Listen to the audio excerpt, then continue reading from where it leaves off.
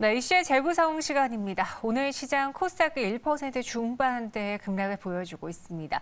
어제부터 나타난 현상이죠. 코스닥 시장 안에서 그동안 주도주로 여겼던 2차 전지주 그리고 메타버스주들이 일제히 하락하고 있고 오늘은 또 여기에 추가적인 약세가 연출되고 있는데 이 주도주 손바뀜으로 인해서 우리가 이들을 그만 보내줘야 되는 건지 아니면 많이 올랐기 때문에 지금 성장통 겪으면서 또 한 차례 앞으로 나아가기 위한 숨고르기를 하고 있는 건지 이에 대한 이야기 레모니스트 김민수 대표님과 함께 나눠보겠습니다. 어서 오세요.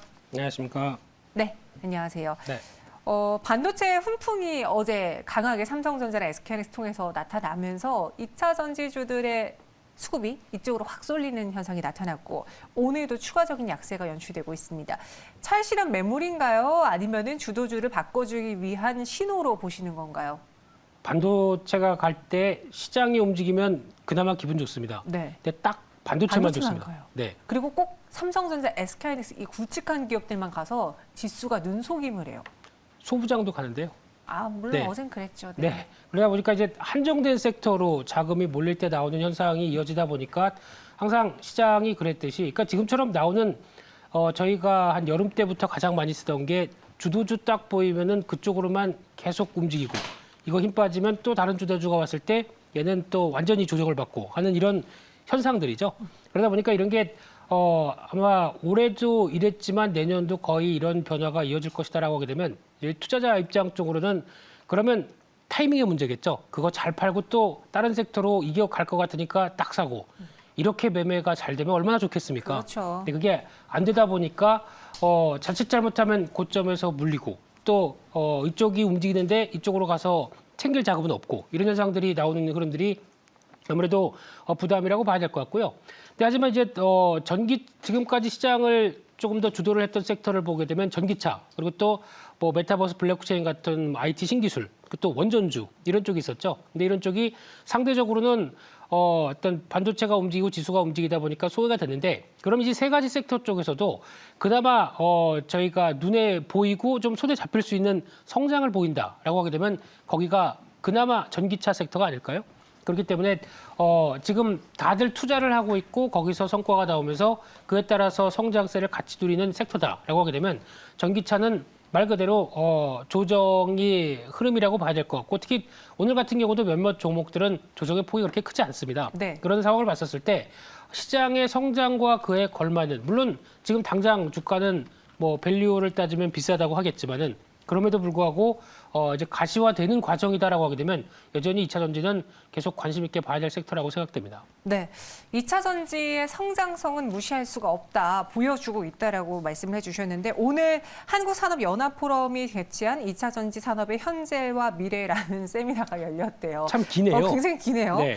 2차 전지 시장이 오늘 2030년에 약 298조 원 규모에 달할 것이라는 전망을 내놓았는데 네. 이게 298조, 400조라고 말해도 저는 체감이 잘 안 됩니다. 어떤 시장인지 지금 이번 이 세미나에서는 무엇을 중점적으로 이야기했나요?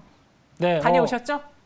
네, 이제 뭐 강요를 하는군요. 예. 그래서 갔다 온 것처럼 말씀드리겠습니다. 네. 그래서 내용을 보다 보니까 298조 이 정도는 뭐 돈 좀 있는 편이죠. 근데 이 정도 시장이 커진다라는 부분들은 저희가 다 아는 사실이죠. 뭐 특히 최근에 나오는 여러 가지 리포트나 보고서를 통해서 어느 정도 확인이 되는 상황이라고 하더라도 특히 리튬 2차 전지 쪽을 보게 되면 일단 그래도 예전에는 IT 모바일 기기, 즉 쉽게 말씀드리면 스마트폰이나 아니면은 이런 노트북 이런 쪽에서 많이 쓰였는데 이게 전기차 비중이 50%가 넘어가기 시작하고 이제 모바일 쪽이 한 40%대, 나머지가 한 ESS 정도로 나눠지는데 여전히 전기차 쪽이 커지다 보니까 이런 성장세를 리튬이온 쪽도 끌고 나간다라는 쪽의 흐름으로 보여지고 있고요.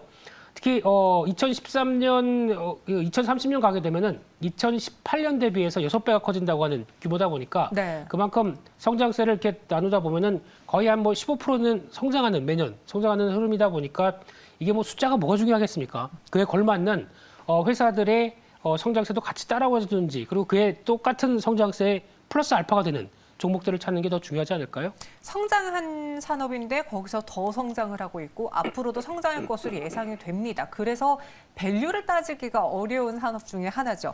2차 전지 4대 핵심 소재로 우리는 양극재, 음극재, 뭐 전해, 분리막 이런 것들을 보는데 그 안에서도 해당되는 기업들이 굉장히 여러 가지가 있잖아요. 네. 각각의 시장에 대한 전망은 어떤지, 특히 우리 김민수 대표님, 레몬민수가 눈여겨보는 쪽은 어딘지요?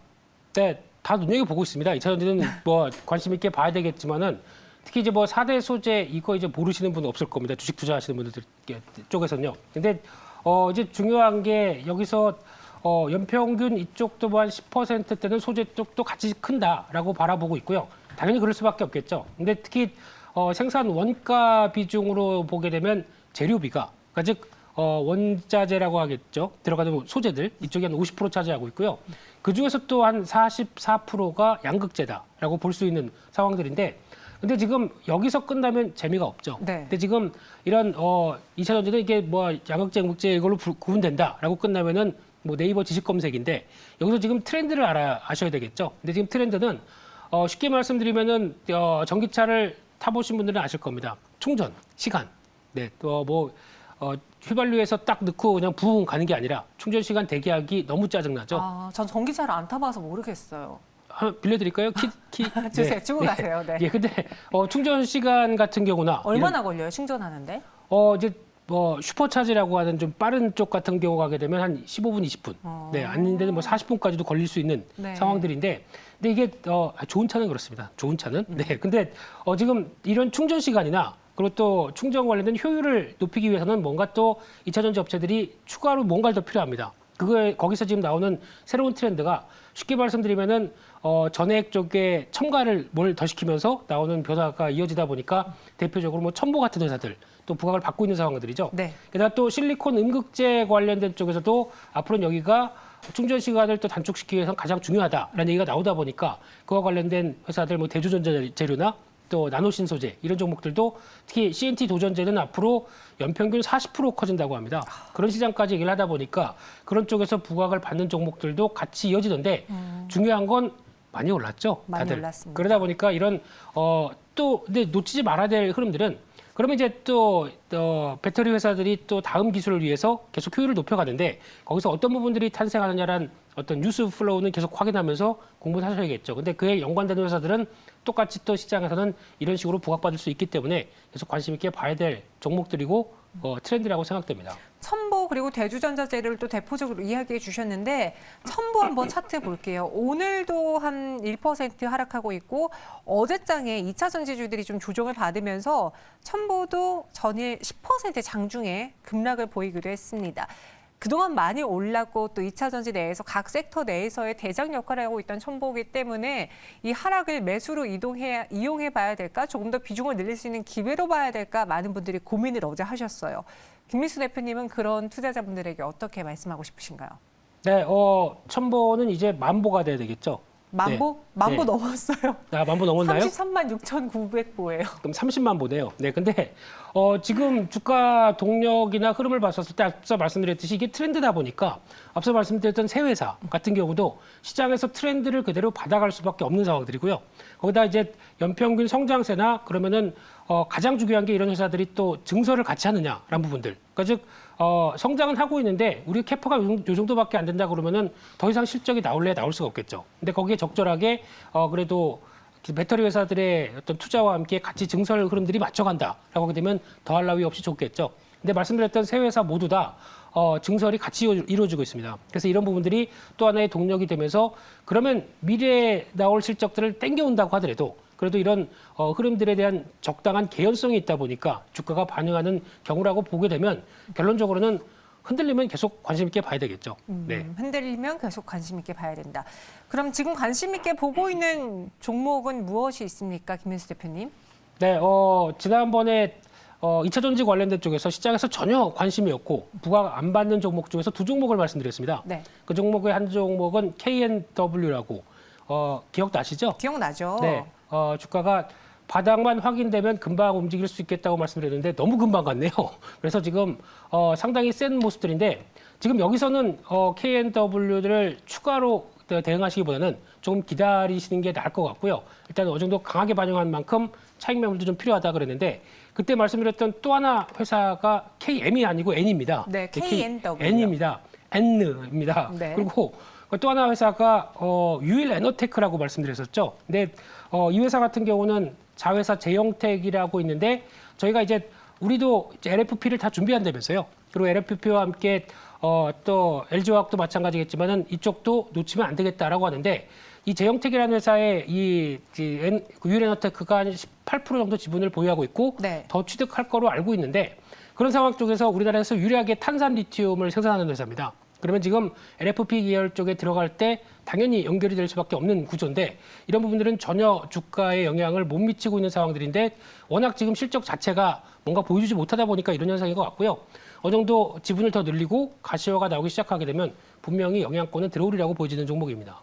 그래서 유일에너테크 지난번에 K&W 유일에너테크 두 가지 해주셨는데 네. 유일에너테크가 아직 더 가격적인 면까지 봤을 때 매력적으로 보인다라고 해주셨고 2차 전지 계속 눈여겨봐야 된다라는 데 목소리를 일치하고 계십니다. 그럼 여기서 2차 전지 내 탭픽으로는 또 다른 종목을 주셨거든요. 이걸 네. 어떻게 봐야 되나요? 원래 그렇습니다. 이랬다 저랬다 하는 게 아니라 네. 항상 좀 싼 종목 없나 그리고 또 시장에서 좀 소외받은 종목 없나라고 찾고 있다 보니까 그중에 한 종목 TCC 스틸이 눈에 띄는데요. 네. 말 그대로 스틸입니다. 뭐 그러니까 도금 강판 하는 회사인데 이 회사가 일단 가장 중요한 게 이제 원통형 관련된 쪽의 배터리에 들어가는 캔이라고 그러죠. 이거를 만드는 회사라고 보시면 되는데 원통형이다 보니까 지금 주력이 아니다라는 관점은 나오고 있지만은 뭐 테슬라라든가 앞으로 이쪽으로 또 변화가 시켰을 때 지금 들어오는 삼성 SDI, LG화학 쪽에 대한 변화들도 같이 노려볼 수 있겠다라고 하게 되면 기대는 높은 상황들이고요. 가장 눈길이 가는 게 실적이 충분히 되는데 주가가 안 움직이는 경우 이런 쪽에 또 하나의 케이스이기 때문에 실적 대비에는 그렇게 비싸지 않다라고 보여지는데 중요한 건 주가가 지금 단기 바닥을 만들었느냐가 아직은 조금 확인이 덜 됐습니다. 그래서 보통 바닥을 만드는 신호 같은 경우는 좀 줄줄줄 밀리다가 어느 정도 강한 이제 꼬리를 달고 움직이든가 거래가 좀 움직이든가 하는 흐름만 확인되게 되면 다시 한번 변화는 충분히 나올 수 있는데 네. 아직은 그 전 단계다 보니까 바닥 확인 과정 보시고 그다음에 대응하셨으면 좋겠습니다. TCC 스틸 목표 주가 저에게 8,200원, 손절가 6,800원 제시해 주셨고요. 마지막으로 신장님이 2차 전지도 주도주를 사야지 변두리주 사면 수익률이 그렇던데요 라고 올려주셨어요. 근데 요즘은 주도주가 너무 많이 올라와 있어서 참 접근하기가 어렵잖아요. 팩폭이네요. 네, 팩트 폭격을 하셨네요. 네. 네, 맞습니다. 그거 정확한 표현이시고요. 근데 지금 앞서 말씀드렸던 쪽은 제가 이제 새 회사 첨보 나노신소재, 대주전자재료 이쪽을 가장 지금은 새로운 트렌드로 인해서 배터리 효율들을 개선시키기 위해서 보는 게 이쪽이 맞는데 단서가 많이 오르다 보니까 여기서 지금 당장 사야 되나라고 하는 의문이 생겨서 지금 뭐 탑픽으로 말씀을 안 드린 거죠.